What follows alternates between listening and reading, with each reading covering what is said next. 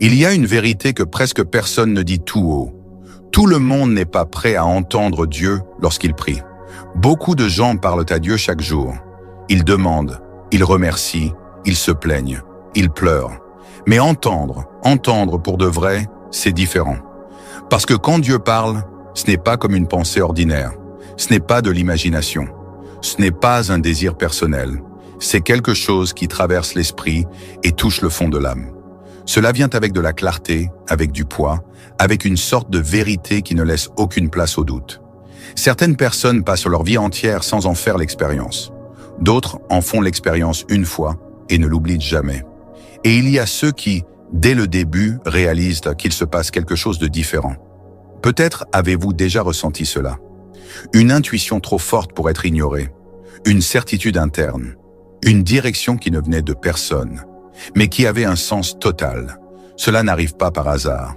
Dieu ne se révèle pas à ceux qui ne veulent que des réponses rapides.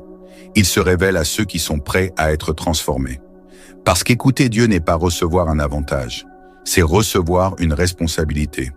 C'est pourquoi, lorsqu'il parle, quelque chose à l'intérieur de la personne commence à changer. La façon de voir la vie change, les priorités changent. Même le silence commence à avoir un sens. Et c'est exactement là qu'une confusion courante commence. Beaucoup de gens pensent que cela signifie être meilleur que les autres.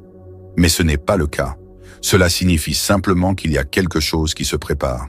Quelque chose qui n'a pas encore été complètement révélé.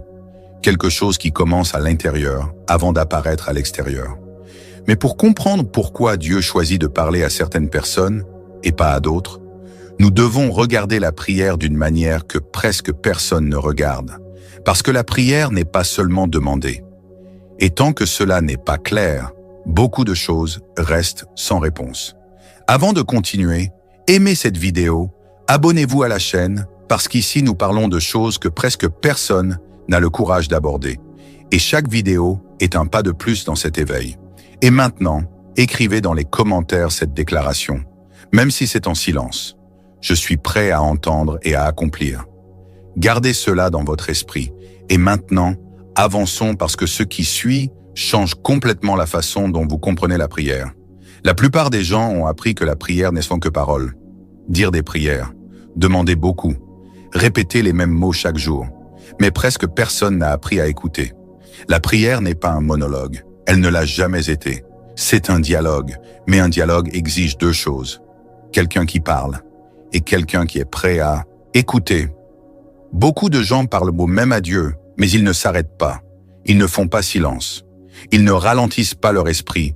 Ils veulent des réponses immédiates, de la façon dont ils les imaginent au moment où ils le veulent. Mais Dieu ne communique pas dans la précipitation. Il parle dans l'espace où l'esprit est calme. C'est dans le silence que le message arrive. C'est pourquoi certaines personnes disent que Dieu ne leur parle jamais. Ce n'est pas parce qu'il ne parle pas. C'est parce que le bruit interne est trop fort. Quand la prière cesse d'être juste une demande et devient une remise de soi, quelque chose change. La personne cesse d'essayer de tout contrôler, cesse de négocier avec Dieu et commence à faire un peu plus confiance.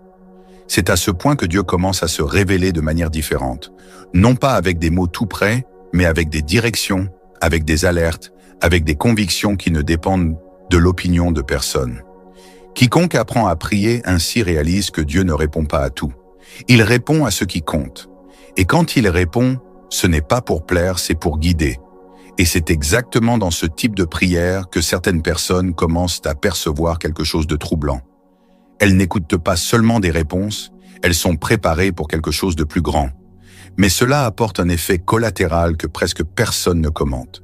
Plus Dieu parle, plus la personne réalise qu'elle ne s'intègre plus comme avant.